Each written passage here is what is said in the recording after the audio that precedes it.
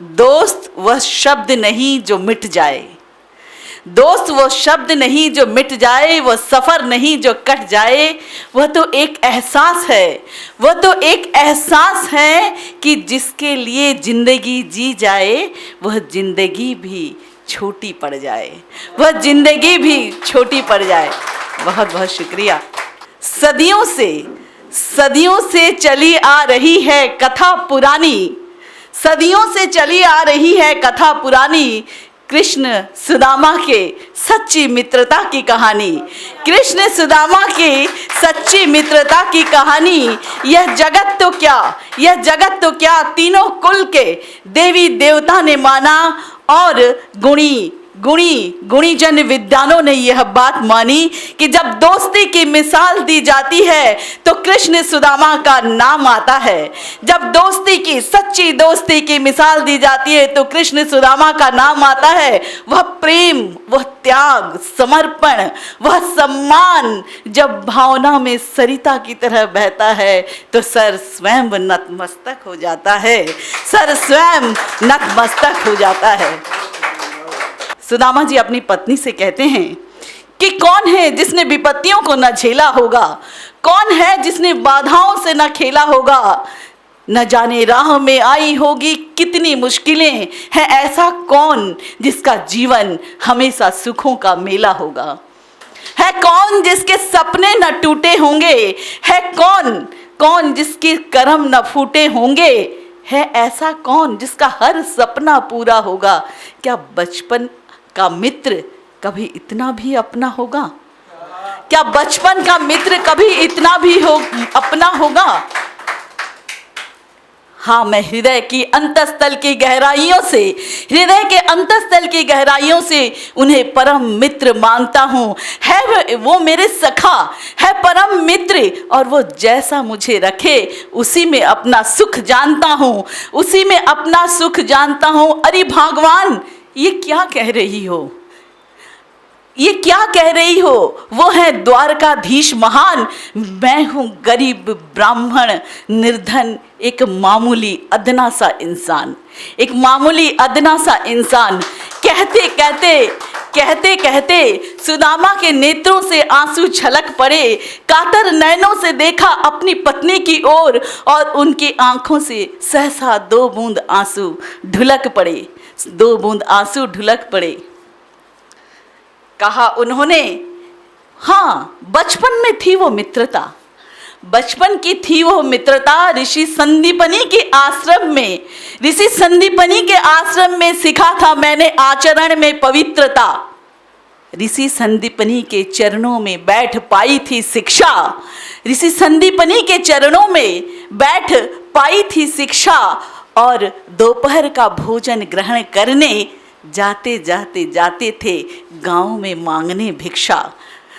कृष्ण और बलराम दोनों भाई थे परम सखा मेरे, और हम तीनों की मित्रता अखरती थी बहु तेरे। पर तब कहाँ किसी की सुनते थे, बस अपनी धुन में गुरुकुल में व्यस्त रहते थे। अपनी धुन में सभी विद्यार्थी मस्त रहते थे। पर कहाँ वे दिन वापस आएंगे? क्या मुझे मेरे सखा उसी तरह से मिल पाएंगे? मैं एक निर्धन ब्राह्मण जिसे 2 वक्त की रोटी तक नहीं मिलती है। और कहाँ वे द्वारकाधीश महान जिनके एक आदेश पर पूरे द्वारका की जनता हाथ जोड़े खड़ी रहती है, पूरे द्वारका की जनता हाथ जोड़े खड़ी रहती है। वह ठहरे द्वारकाधीश महान। हे भगवान, आज ये कैसा प्रश्न तुम्हारे मन में आया? मैं मित्र के सामने जाकर झोली फैलाऊं? क्या यही विचार तुम्हें भाया? पत्नी कहती है कि नाथ, मैं बिना खाए सो जाऊं, दर दर भटकती फिरूं, पर मेरे बच्चे भूखे पेट सोए, मैं माँ होकर ये कैसे सहन करूं? सहन करूं। धन्यवाद। मित्र से मांगने में संकोच कैसा, मित्र से मांगने में संकोच कैसा, शायद उनकी कृपा से दिन सुधर जाएंगे, दिन सुधर जाएंगे। ये दरिद्रता के बादल, ये दरिद्रता के बादल छंट जाएंगे, ये दरिद्रता के बादल छंट जाएंगे। सुदामा जी कहते हैं चलो ठीक है, चलो ठीक है, तुम जिद करती हो तो मान जाता हूँ, कल ही तड़के उठकर द्वारका चला जाता हूँ। सुबह सुबह नंगे पांव बन बिहड़ गली पार कर कृष्ण कृष्ण कहते हुए, कृष्ण कृष्ण जपते हुए सुदामा पहुंचे द्वारकाधीश के द्वार पर। सुदामा पहुंचे द्वारकाधीश के द्वार पर। द्वारपालों ने रोका वहीं और पूछा उनसे कि कहो कहां से आए हो, महाराज के लिए कोई संदेशा लाए हो, क्या महाराज के लिए कोई संदेशा लाए हो? सुदामा ने कहा जाकर कहना अपने महाराज से कि उनके परम मित्र आए हैं, उनके परम मित्र सुदामा उनसे मिलने आए हैं और साथ में बचपन की मीठी स्मृतियां सौगात के रूप में लाए हैं, साथ में बचपन की मीठी स्मृतियां सौगात के रूप में लाए हैं। द्वारपाल उन्हें वहीं रोकता है बाहर और जाकर उन्होंने यह खबर दी द्वारकाधीश को जाकर कि महाराज कोई दीनहीन मलिन ब्राह्मण द्वार पर खड़े हैं और स्वयं को आपका परम मित्र सुदामा बता रहे हैं, स्वयं को अपना परम मित्र नाम सुदामा बता रहे हैं। सुदामा?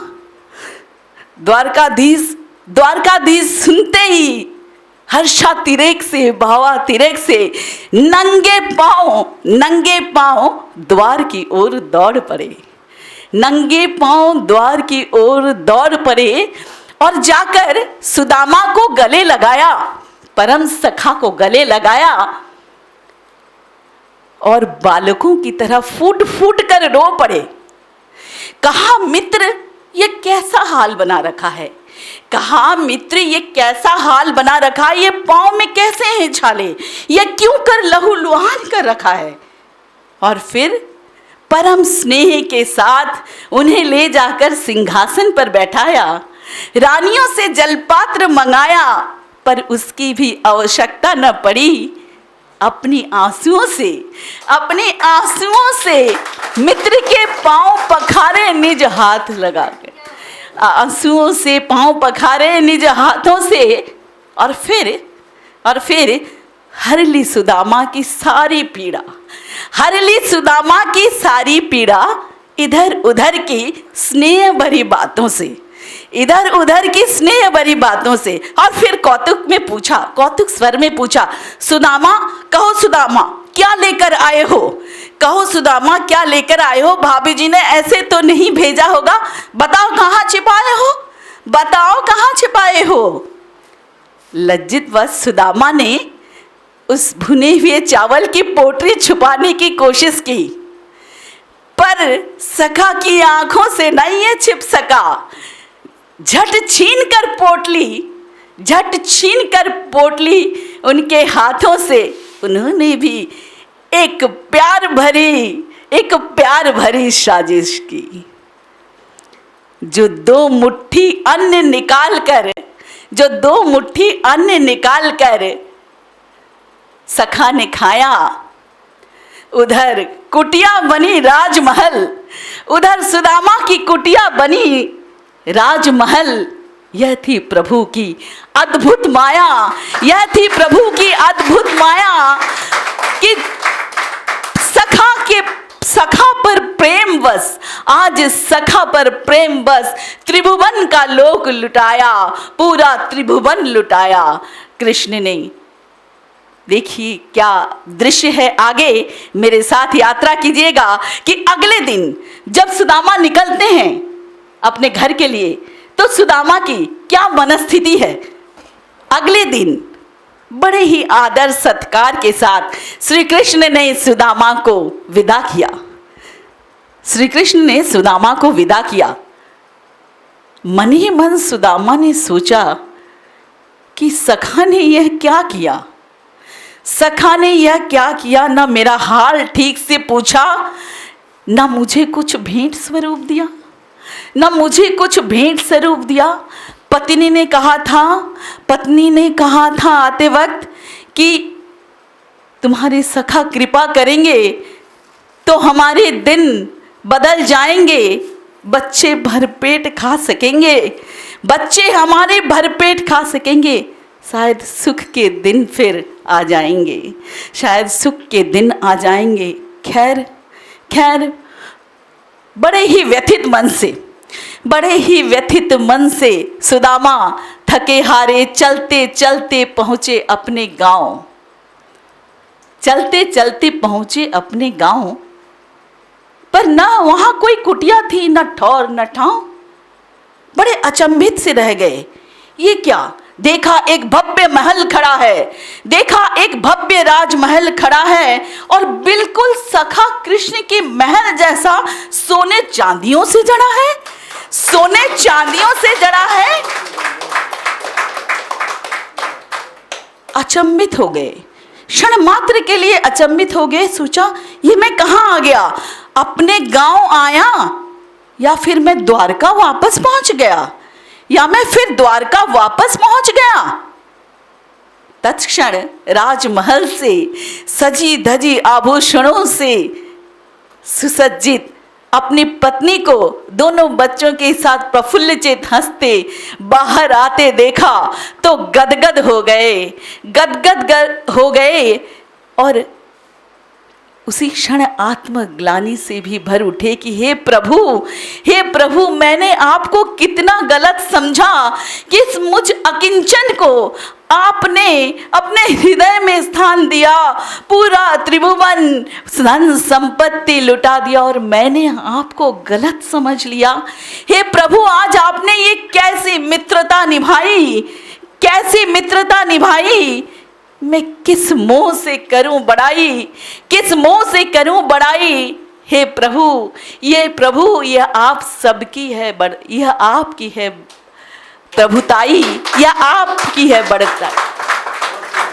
और ये कहते हुए, प्रभु को प्रणाम करते हुए, अपने सखा को प्रणाम करते हुए उनके नयन से नयनाश्रु झरने लगे। आज ये नयन अश्रु नहीं थे, यह प्रेम अश्रु थे, जो आज थमने का नाम ही नहीं ले रहे थे और झर कर ये कह रहे थे, झर कर उन सुदामा और कृष्ण की सच्ची मित्रता की कहानी बखान रहे थे, सच्ची मित्रता की कथा सुना रहे थे, उनकी गाथा गा रहे थे। बहुत बहुत धन्यवाद मुझे सुनने के लिए। अगर आप ये वीडियो YouTube पर देख रहे हैं तो हमारे चैनल को सब्सक्राइब करें और बेल आइकन को दबाना ना भूलें। अगर आप Facebook पर ये वीडियो देख रहे हैं तो हमारे पेज को लाइक करें।